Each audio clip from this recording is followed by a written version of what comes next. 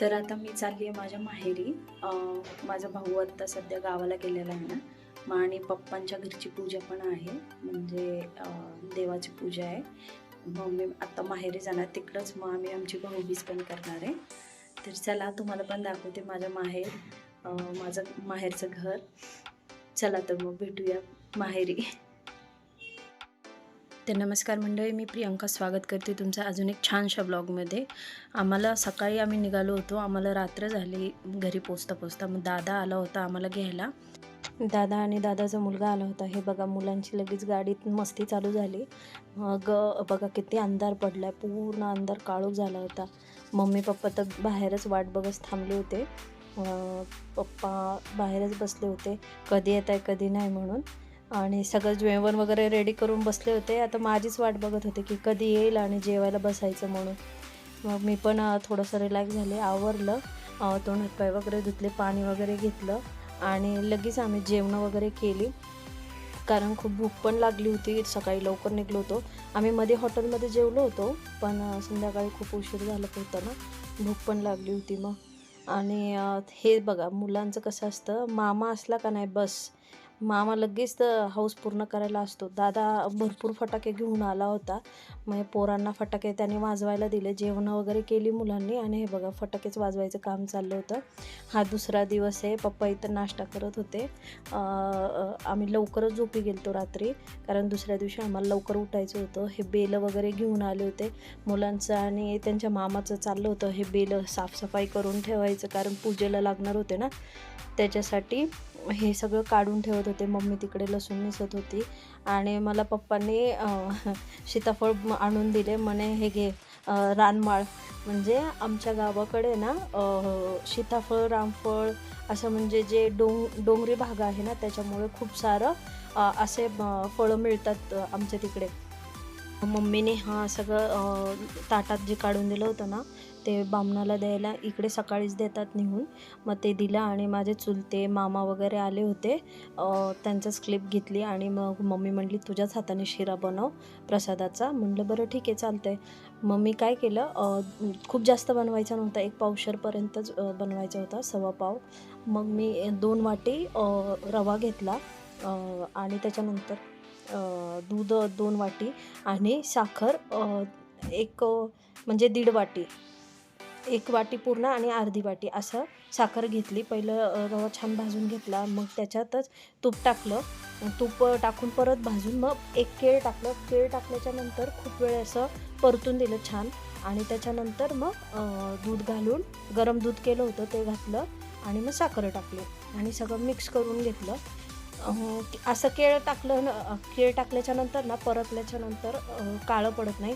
पण जर तुम्ही परतून दिलं नाही ना, तर मग केळ काळं पडतं. प्रसाद इतका छान झाला होता ना, खूप टेस्टी झाला होता. तसं पण प्रसादाचा शिरा ना छानच होतो. आणि प्रांजलला म्हटलं मला आहे ना ही ताजी इलायची थोडीशी बारीक करून दे. प्रांजल म्हणजे माझी भाऊजाई, ती ती ती होती खाली. मी तिला म्हटलं मला दे पटकन करून. मग तिने मला इलायची बारीक करून दिली. मग मी लास्टला इलायची टाकली. इलायची मी आधी टाकत नाही, कारण मग आधी टाकली ना त्याचा वास थोडा कमी होतो, म्हणून मी एकदम शेवट टाकते. खूप छान झाला होता प्रसाद. आता तुम्ही म्हणाल ही पूजा कशाची, तर माझे पप्पा गेले होते काशी, प्रयागराज, म्हणजे 3 नद्यांचं पाणी घेऊन आले होते. अजून 2-3 देवं आहेत, मला काही एवढं डिटेल माहीत नाही. मग तिकडे गेले होते ना, तर तिथनं ते नद्यांचं पाणी घेऊन आले होते. मग ते पाणी उजवायचं हे पूजा होती. खूप सारी माणसं नव्हती, एक 50-60च माणसं होती. मग आम्ही घरच्या घरी स्वयंपाक केला होता. आता मी भाजीही टाकते आहे. एक 60 माणसांची भाजी असेल बघा ही. पहिलं मी काय केलं, तेलाची पिशवी टाकली, पूर्ण 1 किलो तेल टाकलं. त्याच्यानंतर जिरे, मोहरी आणि तेजपत्ता, मग खडा मसाला आपला जो होता ना तो टाकला, कढीपत्ता टाकला, ते तळून घेतलं. आणि नंतर ही कांद्याची पेस्ट केली ती, आणि हे खोबरं बुरा असतो ना खोबऱ्याचा, तो त्याची पेस्ट केली ती. थोडासा टमॅटो टाकला आणि अद्रक लसूण पेस्ट आहे ना ती तळून घेतली छान. आमच्या दोघी नणंद भाऊजाईंचं चाललं होतं वरती, खाली चालली होती पूजा. आम्ही दोघी चाललो होतो आमच्या दोघींची भाजी टाकायचं काम. तिला म्हटलं तू फक्त सोबत राहा मी करते म्हणलं, तू फक्त सोबत राहा. ते म्हणले ठीक आहे ताई. मग आता हे कांद्याची पेस्ट मी टाकून घेतली आणि ती छान तळून घेतली. त्याच्यानंतर हे खोबरं, तीळ बारीक करून घेतलं होतं मी. थोडीशी खसखस टाकली होती, जास्त नाही, थोडीशी खसखस होती. त्याचं सगळ्याचं पेस्ट तयार करून घेतली आणि त्याच्यानंतर मग कोथिंबीर टाकून दिली. मग हे छान खूप वेळ चांगलं परतून घेतलं. त्याच्यानंतर ही मटन मसाला पॅकेट आहे, मला वाटतं एव्हरेस्ट नाही, सुहानाचा आहे. सुहानाचा 4 पॅकेट टाकले मी आणि लाल मिरची पावडरचा 1 पॅकेट टाकलं. त्यानंतर धना पावडर, आपलं गरम मसाला हे सगळं टाकलं. हे माझ्या सगळं अंदाजेनुसारच मी टाकलं. हळद टाकली 1-1.5 चम्मच टाकली आणि त्याच्यानंतर मीठ टाकलं आणि हा मसाला टाकला. हा घरातला मसाला आम्ही बनवलेला आहे ना, तो मसाला टाकला आणि तो व्यवस्थित सगळं मिक्स करून छान परतून घेतलं. एक तेल सुटेपर्यंत छान परतून घ्यायचं. खूप वेळ छान मिक्स करून मी आहे ना, आणि हे पप्पांनी शेगडी आणली होती, कोणाकडनं आणली होती मला नाही माहिती, पण हे शेगडी घेऊन आले होते. मग ती त्याच्यावर करायला बरं पडलं, आम्हाला सोपं पडलं. मग आम्ही हे बटाटा नंतर तेल सुटला ना की त्याच्यानंतर आहे ना मी बटाटा टाकून घेते बघा. थोडं थोडं करून मी बटाटा टाकून घेतला आणि नंतर मग मिक्स केला. मग बाकीचं उरलेलं प्रांजलला म्हणलं एक काम कर तू, बटाटा टाक म्हणलं, मी हळूहळू मिक्स करते. त्यानंतर माझे चुलते इथं माझ्याजवळच होते, त्यांना म्हणलं नाना मला एवढं पाणी टाकून द्या. ते म्हणले ठीक आहे चालेल. गरम पाणी होतं ना, मी एक हंडा भरून पाणी गरम करून ठेवलं होतं साईडला. मग ते पाणी त्यांना म्हटलं तुम्ही ओतून द्या मला. म्हणले बरं ठीक आहे चालेल, मी ओतून देतो. हे बघा चाललंयच थोडं थोडं थोडं बटाटा जसं आपल्याला काय बोलतात मिक्स करता येईल ना, तसं थोडं थोडं मी करून टाकत होते. भाजी खूप छान झाली होती, तेल पण तर्री पण एकदम छान झाली होती. आधी मी वरण भात करून घेतला होता, साईडला ठेवून दिला आणि त्यानंतर मग भाजी बनवायला घेतली होती. आणि इथं बायकाच येणार होत्या चपाती करायला आणि स्वीटमध्ये जिलेबी मागवली होती मम्मीने. म्हटलं ठीक आहे चालेल म्हणलं. मम्मीच्या सगळ्या ज्या मैत्रिणी आहेत त्या सगळ्या आल्या होत्या चपात्या वगैरे करायला. आमचं काय भाजी बनवून झालं, मग आम्ही दोघी गेलो खाली, दोघी आवरायला घेतला मग आम्ही दोघींनी. हे बघा असं छान मस्त एक 5-10 मिनटं ना मी असंच शिजवून घेतलं थोडंसं बटाटा, कारण बटाट्यात मग तेल मीठ मिरची छान सगळं असं मुरलं जातं ना, त्यामुळं असंच फक्त थोडा वेळ शिजवून घेतलं होतं. आता ही पाणी ओतती आहे बघा. मला वाटतं 1-1.5 हंडा पाणी ओतलं असेल आम्ही. एक हंडा पूर्ण आणि परत नंतर थोडंसं ओतलं होतं. बघा किती छान तर्री आली आहे. आणि काय करायचं, नेहमी गरम पाणीच ओतायचं, थंड पाणी भाजीमध्ये कधीच ओतायचं नाही. आता मी खाली आली आणि मग आवरून वगैरे झाल्याच्या नंतर इथं पुसून छान अशी रांगोळी काढत होती. पांढरी रांगोळी दिसतच नव्हती. नंतर मग कलर भरला मी त्याच्यात आणि हा ना नंतरची म्हणजे मी नंतर क्लिप जोडली ही पूजेची. पोरांना सांगितलं होतं मी ही क्लिप काढून ठेवा म्हणून, मग पोरांनी काढून ठेवली होती. हे बघा पप्पांनी जे पाणी आणलं होतं ना, 3 नद्यांचं पाणी आहे हे, ते बघा पुढे पूजेमध्ये मांडले आहे. आरती वगैरे छान झाली. मग आरती करून झाल्याच्या नंतर मग सगळे जेवायला बसले.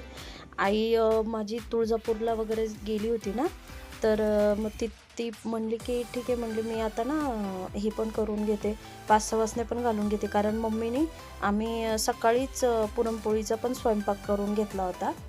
मग त्याच्यातच म्हणलं की त्या 5-6 वासने पण घालून घेऊया.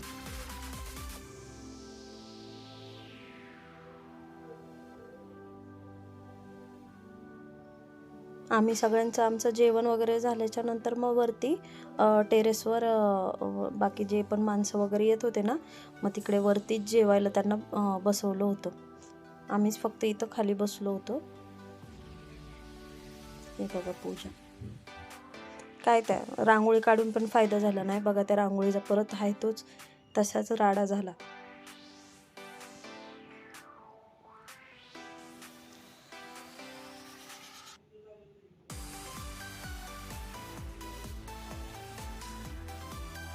जी बोलती आहे ना ती माझी आत्या आहे पप्पांची चुलत बहीण आहे.